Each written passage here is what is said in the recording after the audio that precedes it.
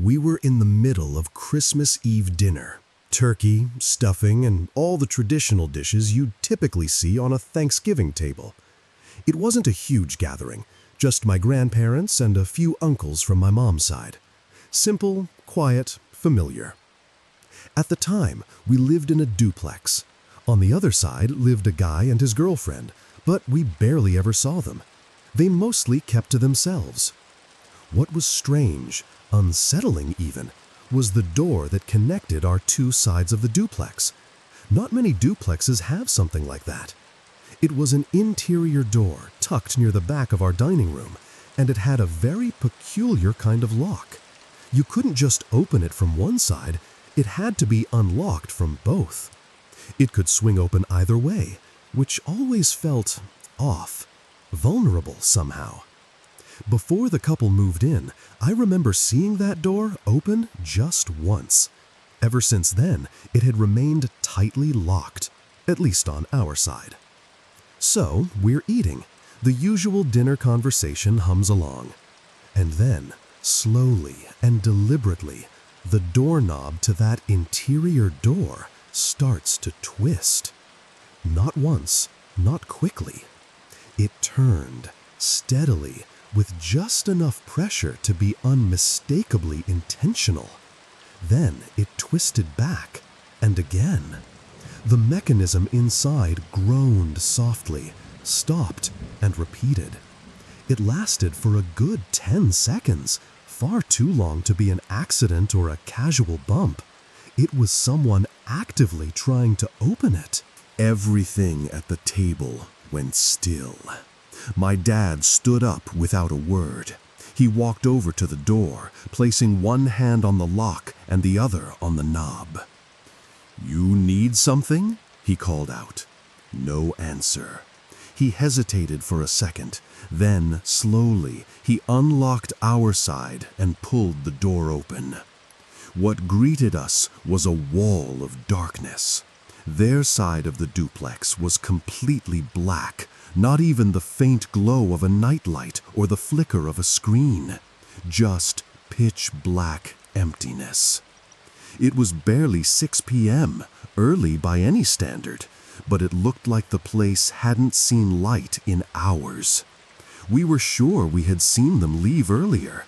Still, we wanted to make sure nothing was wrong. My dad and I moved to the window that faced their driveway. Their car was gone. Gone. No sign of them at all. Being the kind of neighbors who try to look out for one another, we both had the same thought without saying it. Something didn't feel right.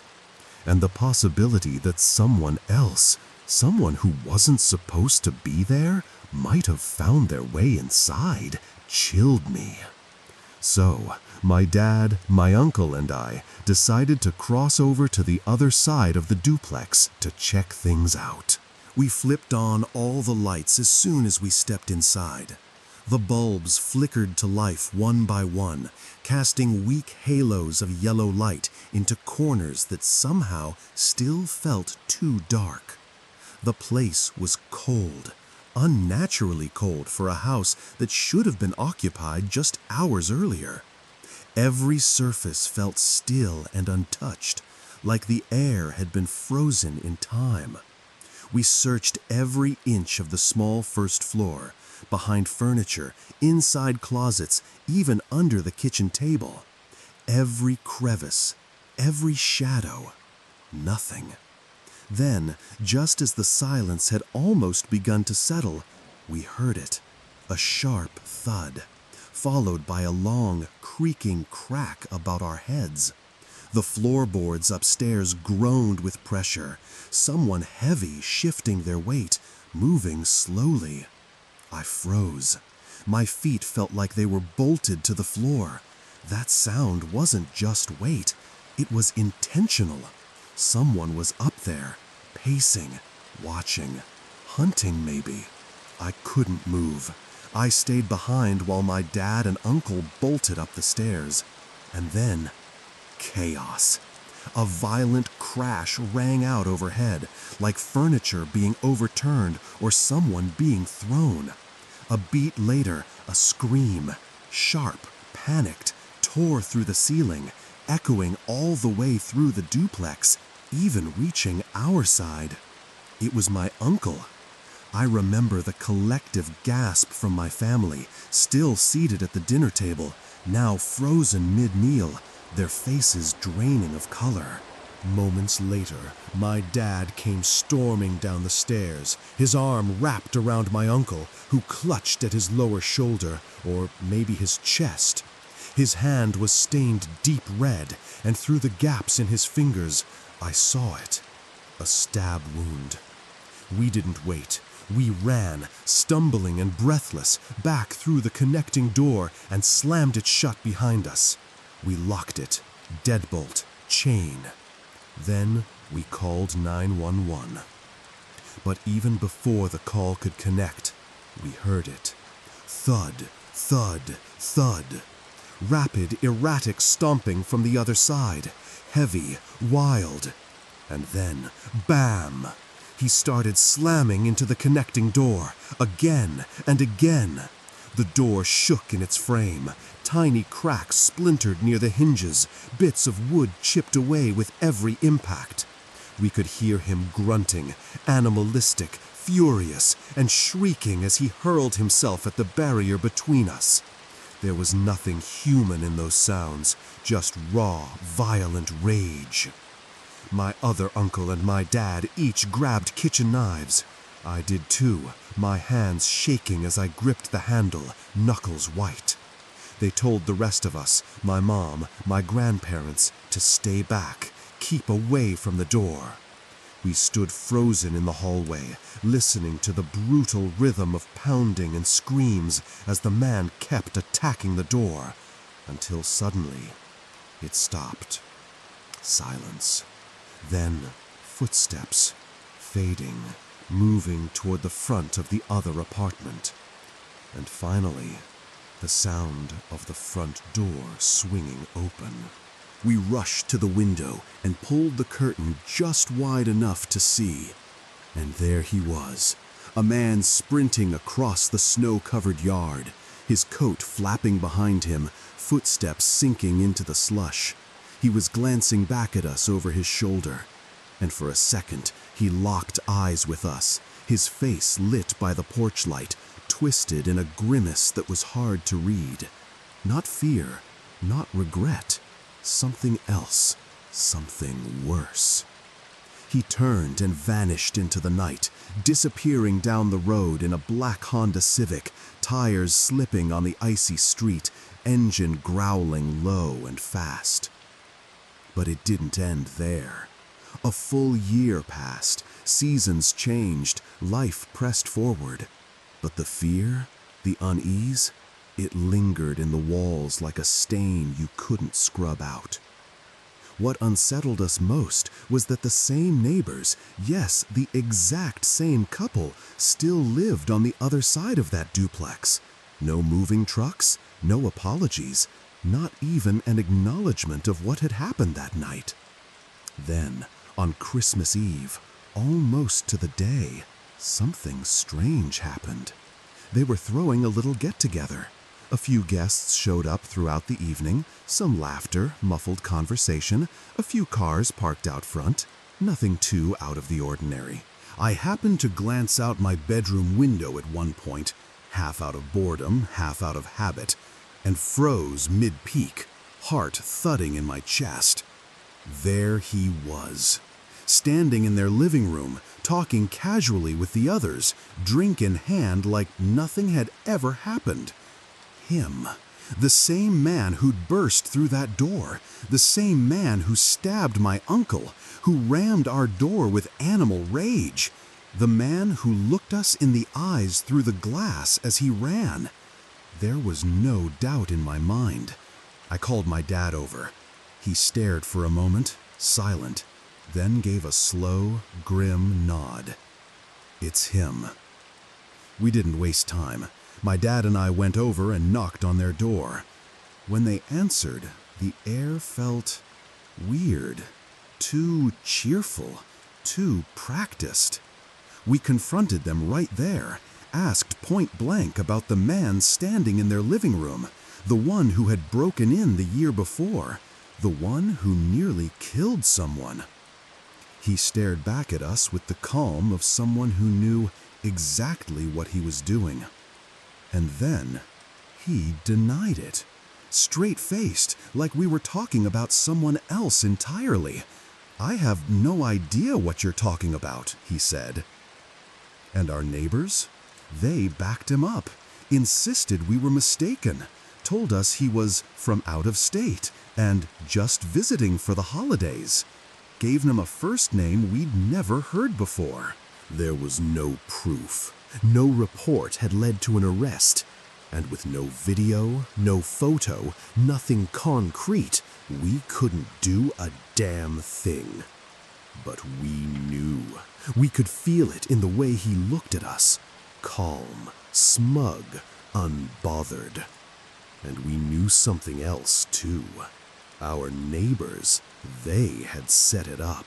They had let him in, maybe even invited him.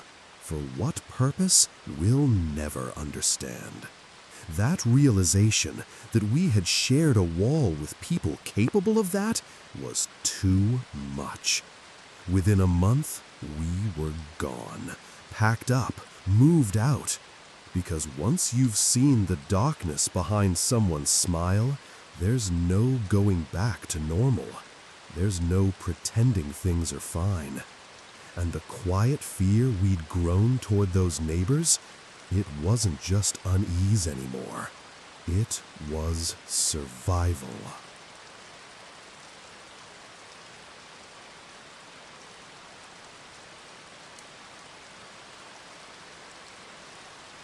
This happened when I was only 5 years old, on Christmas Eve night.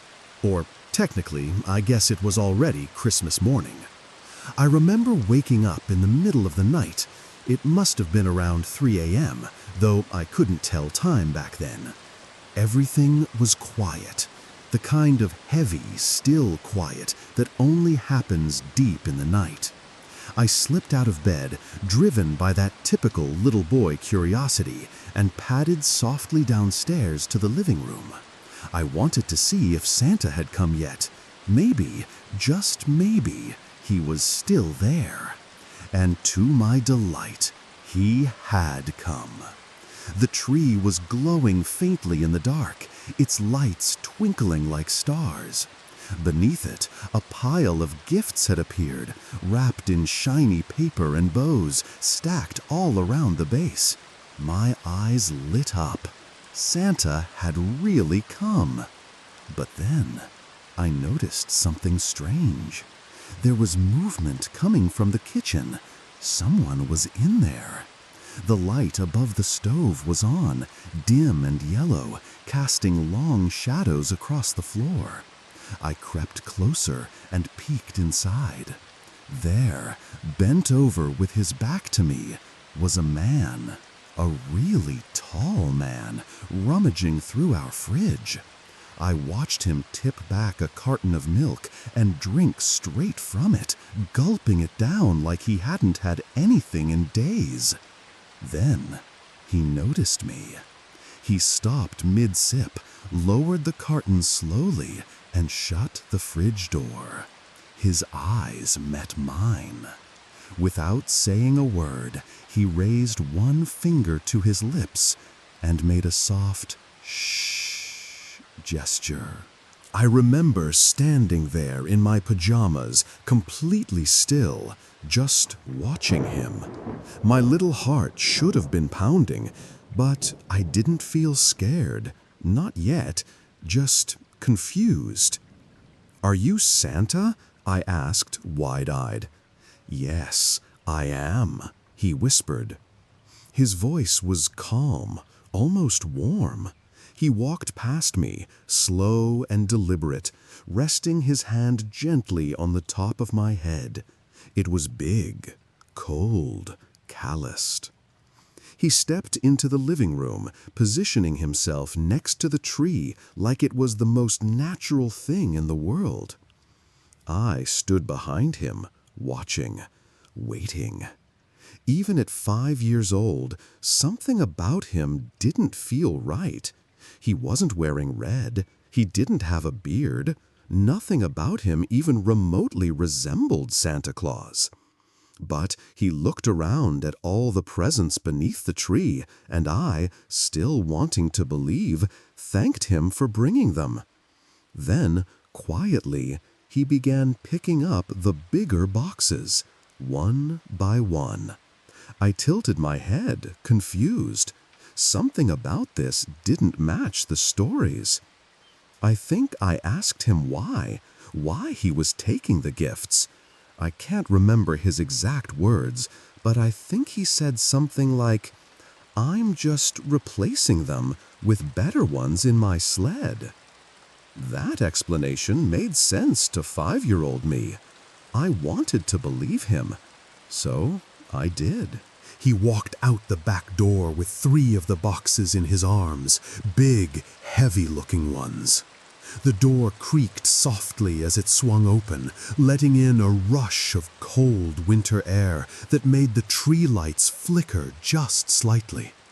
I stood there by the couch, watching him disappear into the night. But moments later, he came back. Just as calm as before, he stepped through the door again, glancing over at me as if I were part of the routine. He didn't say a word this time, just moved straight to the tree and grabbed a few more gifts. Then he was gone again, swallowed by the darkness outside. I waited, expecting him to return. And he did, one last time. He came back in, empty-handed now, and gave me a pat on the back. Then, leaning in close, he whispered, "Don't tell your parents you saw me, okay?" His breath smelled faintly sour, and his voice had lost that fake warmth from before. Still, I smiled, nodded. It felt like a secret between me and Santa. And just like that, he left again, vanishing into the night with the rest of the boxes. I waited. Minutes passed. I stood there, watching the door, expecting him to come back with replacement gifts like he promised. But the door stayed closed. The wind outside picked up a little, rustling the trees, and the quiet inside began to feel wrong. He never came back. Eventually, something inside me shifted. The excitement faded, and an uneasy feeling crept into my chest. I walked upstairs, dragging my feet, and went into my parents' room. They were asleep, barely stirring as I whispered, "Santa was here." At first, they just mumbled, brushing me off, but I said it again, louder this time, and told them what I'd seen. Told them Santa had taken some presents. When they finally realized I wasn't joking, both of them shot upright, wide awake now, alert. Fear, real fear, flashed in their eyes. They didn't even put on shoes. They bolted past me down the stairs. I followed behind, slowly, confused by their panic. When I reached the bottom, I saw them both standing in the middle of the living room, frozen. The tree looked different now. The bottom half of it was bare. More than half the presents were gone, and the back door wide open. The cold night air spilled into the room like an unwelcome guest, and the snow outside had fresh footprints leading away from the house. That's when my mom screamed. A sound so sharp and hysterical it pierced through the quiet like glass shattering. I'd never heard her make a sound like that before. My parents turned to me, angry, scared, desperate. Their voices rose as they questioned me, one over the other, demanding I describe the man I saw. What did he look like? What was he wearing? Was he alone? I tried. I really did. But I was 5. All I could probably offer was, he was tall. That was all I had. It's been almost 15 years now, and honestly, at this point, the fear I should have felt back then has faded into something else. A story. Not even a memory that haunts me, just something strange I can tell people when the holidays roll around. But my parents? I don't think it ever became just a story for them.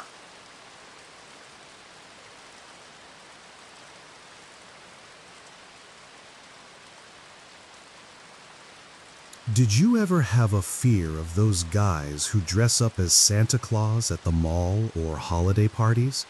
Up until I was about 8 years old, I definitely did. I think I was around 6, maybe 7 when this happened, right in the heart of December. My mom and I were walking through the mall, and the entire place was decked out with Christmas festivities. Garland draped from the ceiling, fake snow dusted over storefront displays. Festive bands were playing a tinny version of Jingle Bells over the loudspeakers. And at the very center of it all, towering under a massive Christmas tree, sat the mall Santa. He was in one of those oversized wooden chairs covered with a green velvet blanket. Classic. Comforting, almost, if you weren't me. There were only 2 or 3 kids in line, standing with their parents, waiting for their turn. My mom spotted the short line and nudged me forward. "You should go sit on Santa's lap," she said with a smile. Normally it's the other way around, right? A kid begging the parent to go see Santa.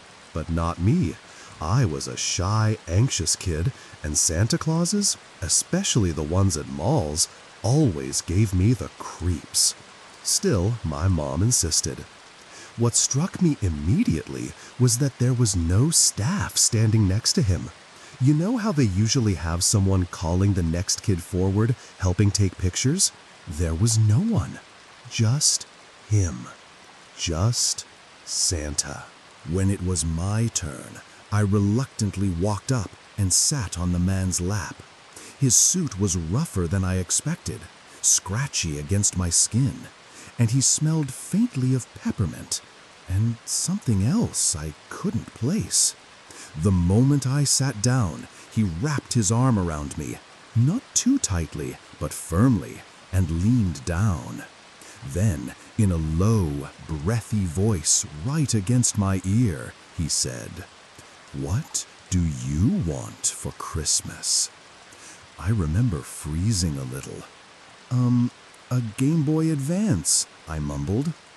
He let out a soft laugh that didn't quite sound jolly and whispered, "You'll get one." Then something odd happened. My mom approached him. She leaned in close and said something quietly, something I couldn't hear. Santa chuckled, responding in a voice I also couldn't make out. But then he said clearly, "No problem." I looked up at my mom. She smiled and told me, "Wait here by Santa for a few minutes, okay? I'll be right back." And then she walked off into the crowd. By now, the line was gone. No more kids, no more parents, just me and Santa. He turned to me slowly. His eyes, hard to see behind those tiny round glasses, were now locked on mine. "Come back over here," he said softly, patting his lap again. "Come sit down." Everything in me screamed not to, but somehow I obeyed. Despite every ounce of unease, despite the growing weight in my stomach, I stepped forward and sat on his lap again. When I sat on his lap again, he pulled me in closer than before, much closer. My small back was pressed against his chest now, his arm wrapped around me like a seatbelt. At the time, I didn't understand what that sensation really was, but looking back on it now as an adult, it makes my skin crawl. Then, in a slow whisper, so quiet it felt like it was being breathed directly into my ear, he said, I have a Game Boy Advance outside by my sled. I blinked, startled. If you come with me, you can have it right now. You won't have to wait until Christmas. Just like that, my fear twisted into something else. Excitement. He had said exactly what I wanted to hear, and I believed him. Of course I did. I was 6. We both stood up from the chair. The massive tree glittered behind us, and the sounds of jingle bells still played softly overhead as I followed him. He led me down one of the empty exit hallways, far from the main crowd. The lights got dimmer the farther we walked. I didn't even notice. I was too busy imagining myself playing Pokemon or Mario on Christmas morning. But then, suddenly, he stopped. He turned and looked at me, eyes oddly still behind those little gold-rimmed glasses. "Before we get the Game Boy," he said, "we should take a bathroom break first." He said it casually, like it was just part of the plan. I didn't say anything. We stepped into the nearby restroom together, just a small, one-person stall near the side exit. He entered first and motioned for me to follow. Then the door shut behind us, and I heard the lock click. The soft echo of that lock sounded like thunder in my head. I turned slowly and looked at him. He was just staring at me, not saying a word, not moving. The silence was heavy, terrifying, and then, bang! A sudden frantic pounding rattled the bathroom door. Bang! Bang! Bang! A voice yelled from the other side, "Open up!" Everything shifted in an instant. The fake Santa turned and unlocked the door, almost in slow motion. The door flew open, and a man grabbed him, pulled him out forcefully, shoving him hard against the wall. Then he turned to me. His voice was calmer now, but still rushed. "Come on, kid, where's your mom?" He took me gently by the hand and led me back through the hallway, back to the center of the mall, where all the music and lights felt strangely surreal now. As we walked, I looked over my shoulder. I saw the man in the Santa suit, still wearing the red coat, still pretending to be harmless. He didn't run, didn't make a scene. He just walked away, calmly, slipping through the side exit doors and out of sight, as if nothing had happened. By the time my mom returned, that man was long gone. The one who had intervened was still there, though. He explained everything to her, and I'm pretty sure he'd been watching the whole time, just waiting, thank God, for the right moment to act. He and my mom went around asking employees, trying to find out who had hired the mall Santa that day. Turns out, no one had. The mall hadn't brought in any Santas for the holiday. Whoever that man was, he wasn't part of any official event. He wasn't hired. He wasn't approved. He was just some pervert dressed in a red suit, waiting for the perfect moment to charm a child into following him. And he almost succeeded. He almost succeeded with me.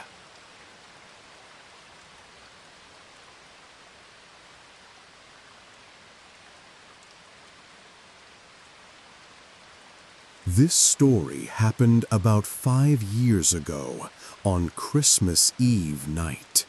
It was just past 1 in the morning, and I had finally finished placing all the presents under the tree. The house was quiet, the soft glow of the Christmas lights casting gentle shadows across the living room walls. I headed upstairs to wash up, brush my teeth, rinse my face, going through the motions of winding down for the night. Afterward, I made my way back downstairs for a glass of water before heading to bed. That's when I saw him, my son, Jake. He was only 4 years old at the time, and there he was, standing at the top of the basement stairs, still in his pajamas, barefoot and blinking under the dim kitchen light. I blinked, surprised. "Jake, what are you doing up so late, buddy?" He didn't answer at first, just stood there, still and silent. Then he lifted a small arm and pointed down the stairwell. Santa. Just that one word. Something about the way he said it made my stomach tighten. I picked him up gently and carried him back to his room. He didn't protest, didn't say another word, just let me tuck him back under the covers, his eyes wide and quiet. I went back downstairs, got my glass of water, and finally crawled into bed. But maybe an hour later, I was woken up. I heard the fast patter of little feet darting down the hallway outside my bedroom. A tiny blur zipped past the open door. I sighed, more tired than alarmed, and pushed myself out of bed. As I made my way down the stairs again, rubbing sleep from my eyes, I spotted Jake standing by the Christmas tree. He was looking down at the presents with an odd intensity, his hands hovering like he wasn't sure if he should touch them.